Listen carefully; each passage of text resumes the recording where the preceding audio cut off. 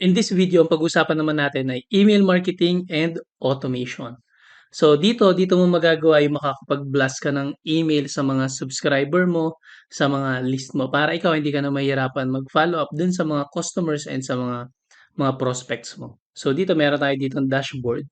No, i-walk through ko muna kayo dito sa email marketing and automation natin. Meron tayo ditong dashboard, meron din tayong um, tutorial dito no paano mo connect yung domain mo. Ayan, so may statistics, ilan subscriber for the last 30 days and yung total email set. No, tapos pwede kang mag-add ng subscriber, create a list and flows. So dito naman, makikita mo dito yung mga campaign. So basically kapag sinabi nating campaigns, ito yung magbablast ka ng email sa specific na list mo. So for example, gusto mo mag-blast ng email sa mga bumili lang ng products mo, gusto mo mag-blast ng email sa mga nag-subscribe sa'yo sa specific na funnel mo, ayan, dito mo gagawin 'yun, 'no? Ayan. Automation naman dito yung ano, yung meron kang flow. So, for example, create tayo ng bago, 'no? Kunyari ay blank, lagyan lang natin test.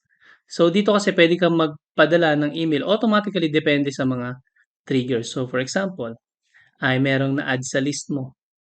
Merong na-add sa tag or merong nag-abandon ng cart. So, for example, may nag-abandon ng cart, gusto mo silang i-follow up na, "Oops, nakalimutan mo yatang ano, nakalimutan mo yata mag-proceed sa pag-purchase ng product." So, parang gano'n. O kaya naman kunyari ay nag-subscribe sila sa isang funnel, for example, ay meron kang binebenta na course or na opportunity ta's gusto mo continuously may pinapadala ka sa kanilang email, day 1, day 2, day 3, 'no, dito mo gagawin 'yan, 'no? Meron tayong separate na tutorial para doon. Okay, so balik tayo dito. And then meron tayo dito tinatawag na, list and subscribers. So kapagka sinabi nating list ay kaya 'pag sinabi kasing list parang ito yung ano, eh, magkakaiba silang bucket, 'di ba? For example, meron kang list para sa mga bumili ng product, yung mga bibili pa lang o kaya naman ay umattend ng webinar, 'no, parang gano'n, 'no?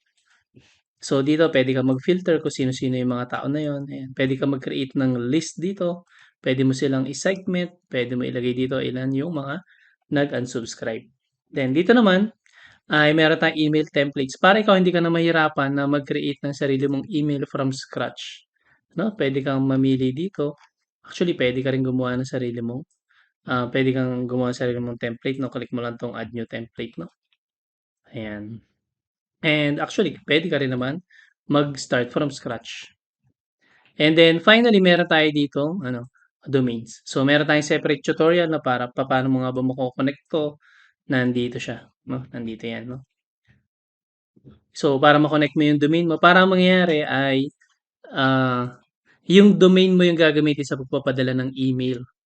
Okay, so for example dito pinoyhope.com. So for example ay support@pinoyhope.com yung gagamitin kapag magpapadala na ng email sa mga customers and sa mga prospect mo. And yan puwede kang maglagay dito ng brand details. So ayun yung walkthrough para dito sa email and marketing automation and kita tayo sa susunod na training.